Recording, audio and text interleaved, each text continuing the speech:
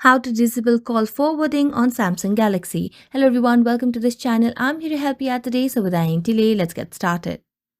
Now, first of all, what you need to do is launch the phone application on your device and simply tap on the three dotted lines at the top right corner of the screen. Here, select on settings option. Now, this will take us to the call settings, so let's scroll down and here you get to see the option of supplementary services.